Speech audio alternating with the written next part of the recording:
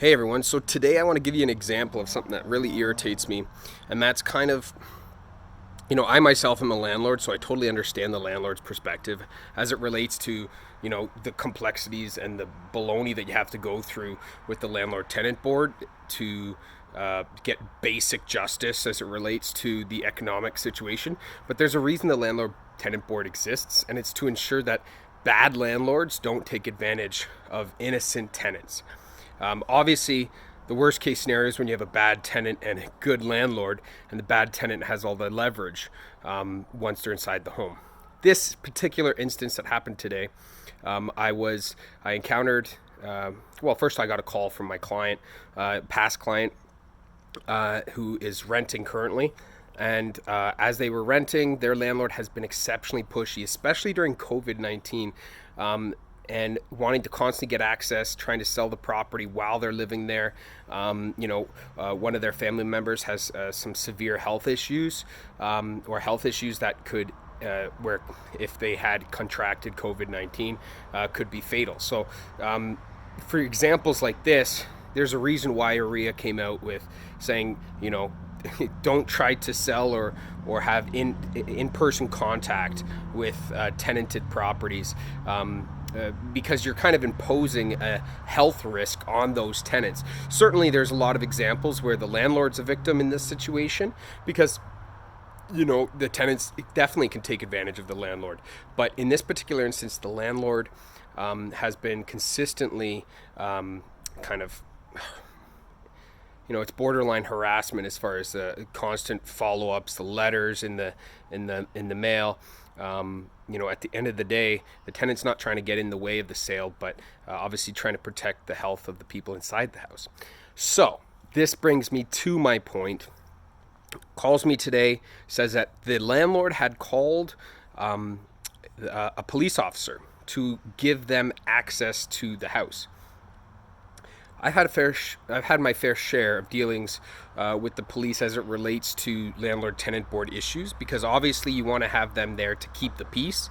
I had a friend who was a realtor who had encounters with the police, or encounters with the tenant, and didn't have the police there, and then all of a sudden the tenant attacked the landlord. And that can get very bad, and it can go really bad. It can go either way, but the point is there's a reason we pay taxes to have police officers there to protect us in those situations. So, all the reason to have the cop there. So the landlord showed up, wanted access to the unit that day with a potential client. The cop himself said that he himself was a landlord.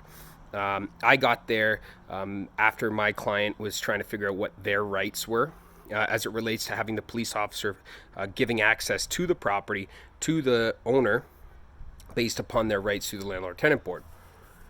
Anyways, my client didn't want to give access, so I rightfully told them, in this particular instance, you can choose whether or not you want to give access, and the cop cannot force his way into the house without a warrant. Regardless of what the landlord-tenant board rules are, regardless if this person did give 24 hours notice, you cannot force your way into a house. You need to have a sheriff who has a verdict from the landlord-tenant board or a warrant to get into the home. Even if you're the tenant, the owner of the property cannot get in unless they have consent from the tenant. And so anyways, the cop was adamant that he wanted to stand on behalf of the landlord because he was frustrated, because he also had an issue apparently with his rental with a tenant, and he wanted to take it out on this particular person. So the big thing about this story is that cops aren't always right. And I know I'm not trying to make this match with what's going on right now in the world. I just mean in general.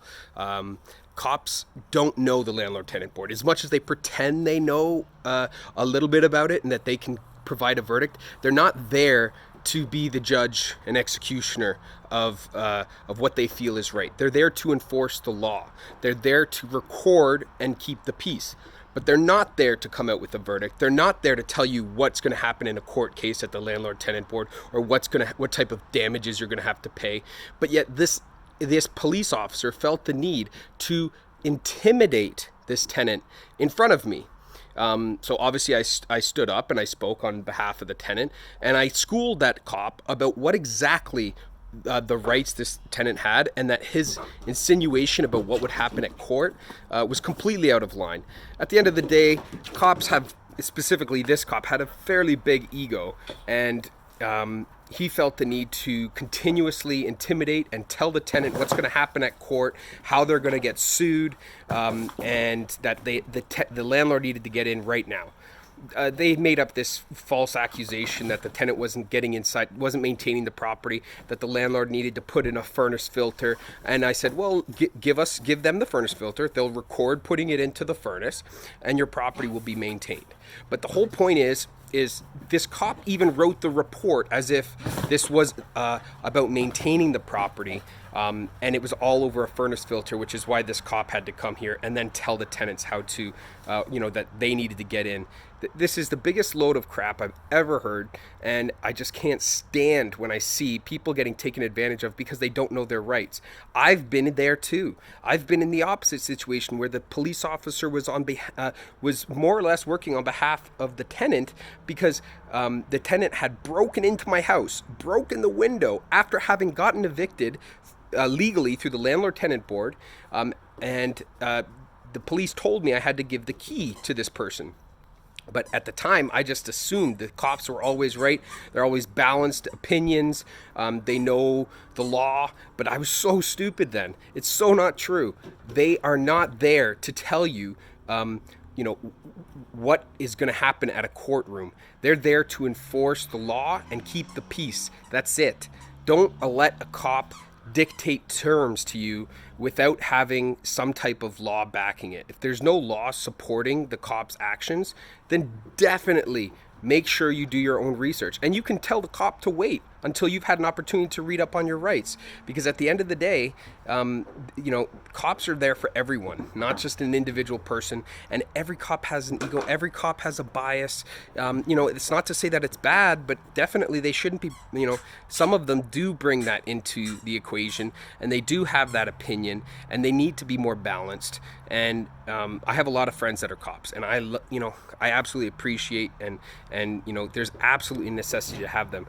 But certainly there's a fine line between protecting and keeping the peace and enforcing the law and taking advantage of your power. And I think that's one of the main things that I guess I was trying to convey today is it's just so much of that crap going on. And I think that's part of the reason why we've had this other issue. Obviously, the issue we have today is largely to do with systemic racism. And, I'm not the person to be talking directly about that. But I do think even amongst normal people, there's a certain level of accountability that needs to be brought to certain circumstances when you're dealing with police. And I think today was definitely one of those. And that's why I was happy to drop everything I had and drive to this past client's house to make sure that they were protected, because they didn't have the confidence to say no to a cop because they were intimidated by the cop.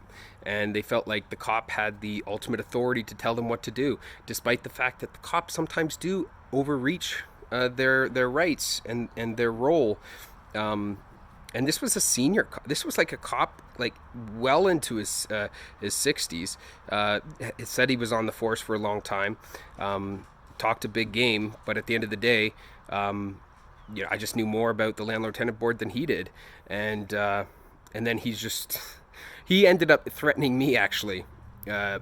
He made sure he got all my information and then put me into the report because he felt like I was helping the tenant take advantage of the landlord. Give me a break. At the end of the day, the reason I was there to protect my past client and to make sure that their rights were protected in this situation where the cop was overly aggressive and had some pretty significant assumptions as far as what rights he had to impose upon someone who was in their home with their family, with someone who already had, it just was a messy situation, and it wasn't the first time I've been through seeing that happen. So I guess the moral of this story is know your rights, know what the cop can and cannot do, and then stand up for yourself as best as you can. And I hope this isn't taken the wrong way, because I know there's also a lot of other components to that on the race front. Have a good day, everyone.